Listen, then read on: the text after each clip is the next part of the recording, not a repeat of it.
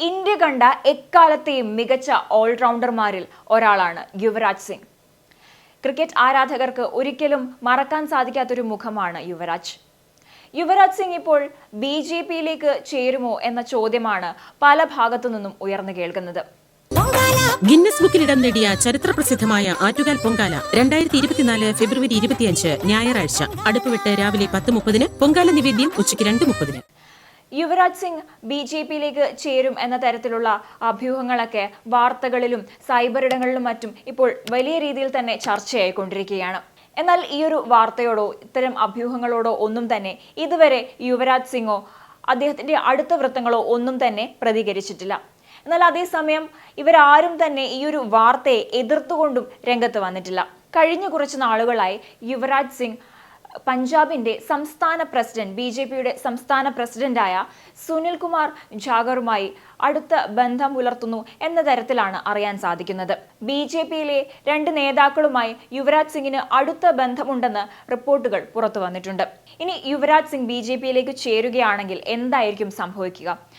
BJP-യിൽ എന്ത് മാറ്റമായിരിക്കും, അല്ലെങ്കിൽ ഇന്ത്യൻ രാഷ്ട്രീയത്തിൽ എന്തെങ്കിലും ഒരു മാറ്റം സംഭവിക്കുമോ? തീർച്ചയായിട്ടും ദേശീയ തലത്തിൽ തന്നെ യുവരാജ് സിംഗിന്റെ ഈ ഒരു മാറ്റം ചർച്ചയാവുന്നതാണ്. അദ്ദേഹം രാഷ്ട്രീയത്തിലേക്ക് അല്ലെങ്കിൽ BJP-യിലേക്ക് കാലെടുത്ത് വെക്കുന്നത് തീർച്ചയായിട്ടും ജനങ്ങളെ സ്വാധീനിക്കും. അദ്ദേഹം BJP-യിൽ ചേരുകയാണെങ്കിൽ തീർച്ചയായിട്ടും ലോക്സഭാ മണ്ഡലത്തിൽ മത്സരിക്കും എന്ന തരത്തിലുള്ള റിപ്പോർട്ടുകളൊക്കെയാണ് പുറത്തു വന്നിരുന്നത്.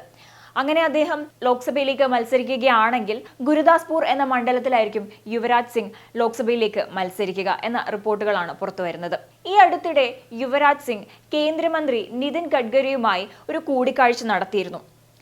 ഇത്തരം ചർച്ചകളുടെ, അതായത് യുവരാജ് സിംഗ് BJP-യിലേക്ക് ചേരും എന്ന തരത്തിലുള്ള അഭ്യൂഹങ്ങളുടെയും ചർച്ചകളുടെയും ഒക്കെ തന്നെ തുടക്കം അവിടെ നിന്നായിരുന്നു, ഈ ഒരു കൂടിക്കാഴ്ചയിൽ നിന്നായിരുന്നു.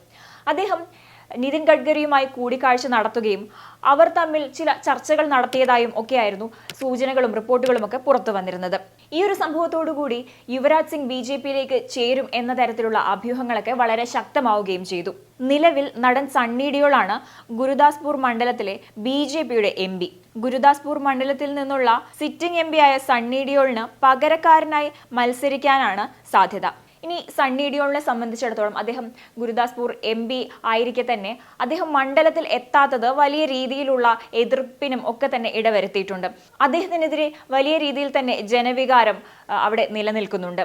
എന്നാൽ അതേസമയം അദ്ദേഹത്തിന് രാഷ്ട്രീയത്തിൽ താല്പര്യമില്ല എന്ന് പറഞ്ഞുകൊണ്ട് അദ്ദേഹം തന്നെ രംഗത്ത് വന്നിരുന്നതാണ്.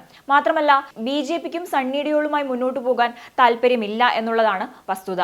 ഇക്കാരണങ്ങളൊക്കെ കൊണ്ട് തന്നെയാണ് BJP ഒരു പുതുമുഖത്തെ മുന്നോട്ട് വെക്കാൻ ആഗ്രഹിക്കുന്നത്. അത് യുവരാജ് സിംഗ് ആകും എന്ന തരത്തിലുള്ള അഭ്യൂഹങ്ങളാണ് ഇപ്പോൾ നിലവിലുള്ളത്. ഇതിനു മുൻപ് നടൻ വിനോദ് ഖന്ന ഗുരുദാസ്പൂരിൽ നിന്നുള്ള പാർലമെന്റ് അംഗമായിരുന്നു. അതുപോലെ തന്നെ യുവരാജ് സിംഗ് ഗുരുദാസ്പൂർ മണ്ഡലത്തിലേക്ക് എത്തുകയാണെങ്കിൽ BJP-യുടെ സ്ഥാനാർത്ഥിയായി ലോക്സഭയിലേക്ക് മത്സരിക്കാൻ തയ്യാറായിക്കൊണ്ട് അദ്ദേഹം ഗുരുദാസ്പൂർ മണ്ഡലത്തിൽ എത്തുകയാണെങ്കിൽ തീർച്ചയായിട്ടും അത് BJP-ക്ക് വലിയ രീതിയിൽ തന്നെ സഹായകരമാകുന്നതാണ്.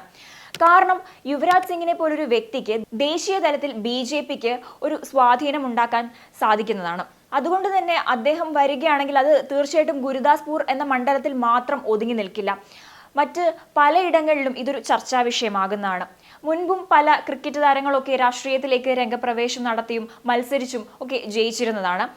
എന്നാൽ ഇത്തവണ യുവരാജ് സിംഗ് ആണ് വരുന്നതെങ്കിൽ അത് മറ്റൊരു തലത്തിലേക്കായിരിക്കും BJP-യെ സഹായിക്കുക.